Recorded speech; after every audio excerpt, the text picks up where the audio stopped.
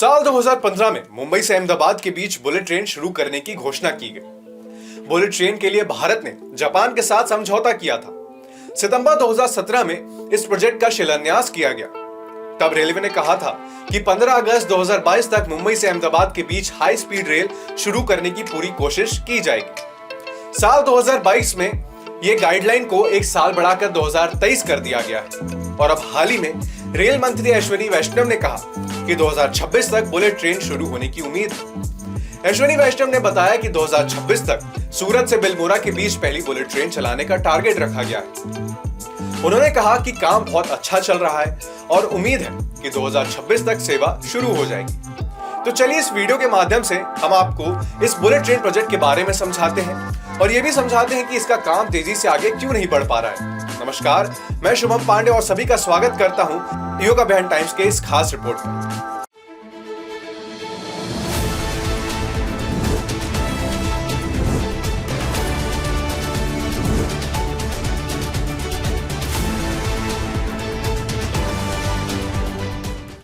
अहमदाबाद से मुंबई तक high speed rail corridor बनाया जा रहा है।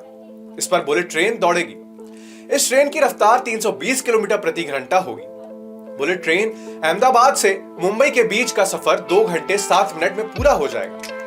अब इन दो शहरों के बीच बस से सफर करने पर 9 घंटे और ट्रेन से 6 घंटे का समय लगता है। क्या है बुलेट ट्रेन प्रोजेक्ट? चलिए कुछ पॉइंटर्स के जरिए हम आपको समझाते हैं। भारत की पहली बुलेट ट्रेन के लिए जापान मदद कर रहा है।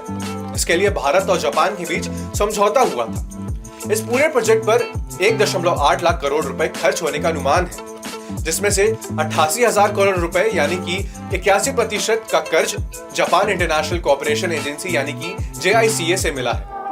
भारत की पहली बुलेट ट्रेन अहमदाबाद से मुंबई के बीच चलेगी। इसके लिए 508.9 किलोमीटर लंबा हाई स्पीड रेल कॉरिडोर बनाया जा रहा है। 463 किलोमीटर कॉरिडोर जमीन के ऊपर होगा और 26 किलोमीटर का कॉरिडोर टनल में बनाया जाएगा। ये बुलेट ट्रेन गुजरात, महाराष्ट्र और दादरा नगर हवेली से गुजरेगी। इसमें 12 स्टेशन होंगे। इनमें से 8 स्टेशन गुजरात और 4 महाराष्ट्र में बनाए जाएंगे। इस प्रोजेक्ट की पूरी जिम्मेदारी national high speed rail corporation यानी कि NHRCL की है। NHRCL का अनुमान है कि ट्रेन सर्विस शुरू होने के बाद हर दिन 17,900 यात्री से सफर करेंगे। हर आधे घंटे के अंतर रोजाना 35 फेरे लगाए जाएंगे। सुबह 6 बजे से रात 12 बजे तक बुलेट ट्रेन दौड़ा करेगी। 2020 में जापान से भारत में दौड़ने वाली ये बुलेट ट्रेन की तस्वीर जारी की थी, जिसमें बताया गया था कि E5 सीरीज की शिनाकानसेन बुलेट ट्रेन भारत में दौड़ेगी। ये ट्रेन 255 मीटर लंबी होगी और इसमें 12 बोगियां होंगी।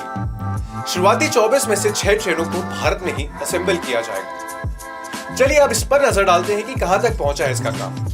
रेल मंत्री अश्विनी वैष्णव ने बताया कि 61 किलोमीटर की रूट पर पिलर को रख दिया गया है और 150 किलोमीटर रूट पर काम चल रहा है।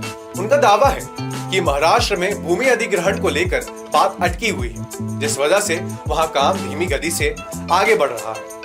उन्होंने कहा कि यह नेशनल प्रोजेक्ट है और इस पर राजनीति नहीं होनी चाहिए। इस साल 6 अप्रैल को उन्होंने लोकसभा में बताया कि गुजरात और दादरा नगर हवेली के कुल 352 किलोमीटर रूट पर दिसंबर 2020 से सिविल काम शुरू कर दिया गया है। NHRCL ने बताया कि 5 जून तक 90% से ज्यादा जमीन का अधिग्रहण हो चुका है। इस प्रोजेक्ट के लिए 1396 हेक्टेयर जमीन का जरूरत है, जिसमें से 1260.76 हेक्टेयर जमीन का अधिग्रहण किया जा चुका है। अहमदाबाद मुंबई बुलेट ट्रेन के लिए गुजरात में 954.28 हेक्टेयर जमीन चाहिए, जिसमें से 942.72 हेक्टेयर जमीन अधिग्रहित हो चुका है, जबकि महाराष्ट्र में 433.82 हेक्टेयर जमीन चाहिए, जिसमें से मात्र 310.14 हेक्टेयर जमीन का अधिग्रहण हो चुका है। वहीं दादर नगर हवेली में जरूरत की पूरी 7.9 हेक्टेयर जमीन का अधिग्रहण हो चुका है। NHRCL के मुताबिक जमीन अधिग्रहण की वजह से गुजरात, दादरा नगर हवेली और महाराष्ट्र के 4000 से ज्यादा परिवार प्रभावित हुए। 297 गांव इसके दायरे में आए। प्रभावित लोगों को मुआवजा दिया जा चुका है। मार्च 2021 तक करीब 5,000 करोड़ रुपए का मुआवजा लोगों को दिया जा चुका है। 2022 में दौड़नी थी ये ट्रेन, फिर इतना टाइम क्यों लग रहा है? चलिए इस पर भी नजर डालते हैं। फरवरी की एक रिपोर्ट के अनुसार NHSRCL ने बताया कि अभी तक इस प्रोजेक्ट का 17% काम पूरा हो चुका है। कोरोना महामारी और भूमि अधिग्रहण के देरी की वजह से प्रोजेक्ट में देरी आ रही है। अभी 90% से ज्यादा जमीन का अधिग्रहण हो चुका है, लेकिन अभी भी 135 हेक्टेयर से ज्यादा जमीन का अधिग्रहण होना बाकी है। महाराष्ट्र में जमीन अधिग्रहण करने में देरी हो रही है। दिसंबर 2020 में रेलवे बोर्ड के चेयरमैन विनोद कुमार यादव ने बताया था कि महाराष्ट्र ने 4 महीने में 80% जमीन अधिग्रहण का वादा किया है। उनकी ये बात कहे हुए 2 साल बीत गया है और अब तक महाराष्ट्र में जरूरत की 71% जमीन का ही अधिग्रहण हो पाया है। जानकार मानते हैं कि जमीन अधिग्रहण करने के बाद 500 किलोमीटर से ज्यादा दूरी के किसी भी प्रोजेक्ट को पूरा होने में तकरीबन 5 साल का समय लगता है। ऐसे में ये प्रोजेक्ट पूरा होने में 2030 तक का समय लग सकता है, लेकिन पूरा होने में जितनी देरी होगी उससे इसकी लागत भी बढ़ जाएगी। बुलेट ट्रेन से क्या फायदा होगा, चलिए इस पर भी नजर डाल लेते हैं।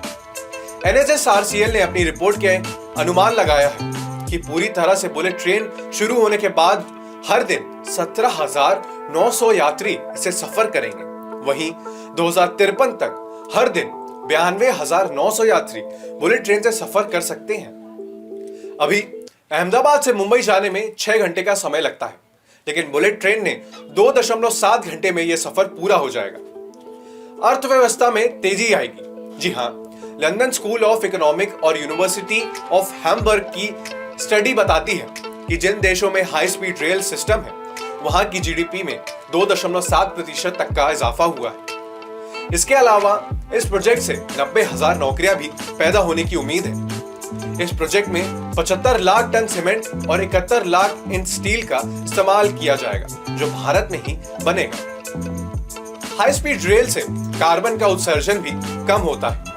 LIC की रिपोर्ट के मुताबिक 600 किलोमीटर की यात्रा में बुलेट ट्रेन से 8.1 किलो कार्बन का उत्सर्जन होता है, जबकि इतनी ही दूरी की हवाई यात्रा पर 93 किलो और कार से सफर में 76.4 किलो कार्बन निकलता है। अब ऐसे में हम सब यही उम्मीद करते हैं कि ये रेल प्रोजेक्ट जल्द से जल्द चालू हो जाए और सभी इसका लाभ उठा पाए। आज की रिपोर्ट में बस इतना ही। धन्यवाद।